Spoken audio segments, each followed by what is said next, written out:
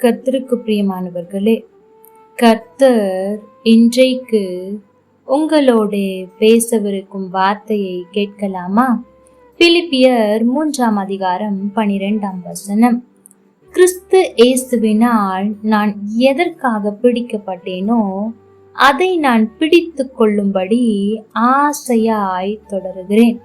எனக்கு பிரியமான தெய்வ பிள்ளைகளே, இங்கே 3 வார்த்தை, முக்கியமான வார்த்தையை நாம் பார்க்க முடியும்.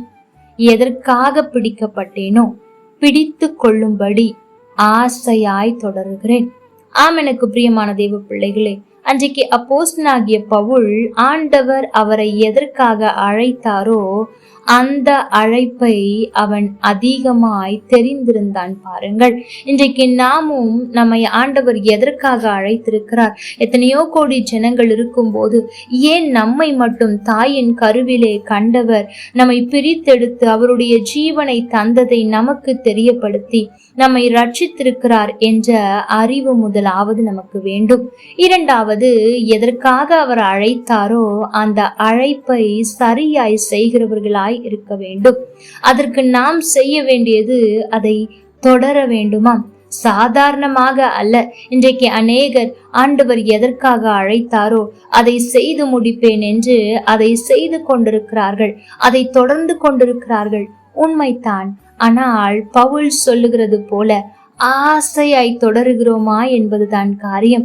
என்றால் ஆண்டவர் என்னை அழைத்திருக்கிறார், அதற்காக நான் அவருக்கு அநேக காரியங்களை செய்வேன் என்று தொடர்ந்து செய்கிறவர்கள் கடைசி வரைக்கும் செய்வார்களா என்றால் கேள்விக்குறிதான்.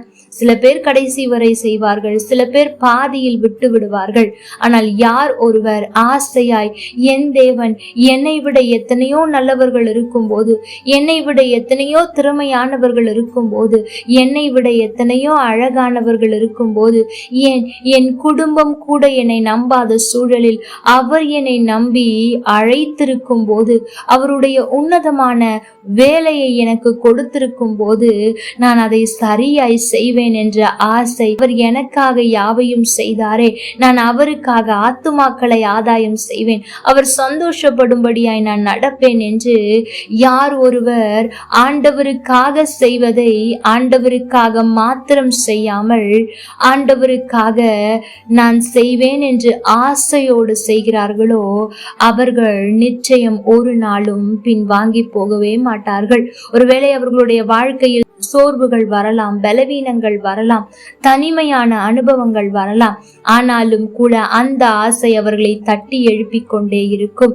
ஆகவே எனக்கு பிரியமான தெய்வ பிள்ளைகளே, ஆண்டவர் உங்களை அழைத்ததற்கு ஒரு நோக்கம் உண்டு.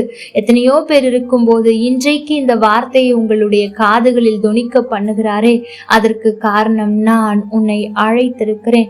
உன்மேல் என்னுடைய அழைப்பு பெரியது. நான் உன்னை கொண்டு செய்ய நினைத்திருக்கிற காரியங்கள் பெரியது. அதை செய்ய நீ உன்னை அர்ப்பணித்து ஆசையாய் தொடருவாயானால் உன்னை கொண்டு இந்த அகிலத்தையே நான் அசைப்பேன், எனக்காய் நான் திருப்புவேன் என்று ஆண்டவர் சொல்லுகிறார். ஆகவே நாம் அழைக்கப்பட்ட அழைப்பை அறிந்து அர்ப்பணித்து ஆசையாய் தொடருவோம், அகிலத்தை அசைப்போம். கர்த்தர் தாமே உங்களோடு கூட இருந்து உங்களை ஆசீர்வதிப்பாராக. ஆமென்.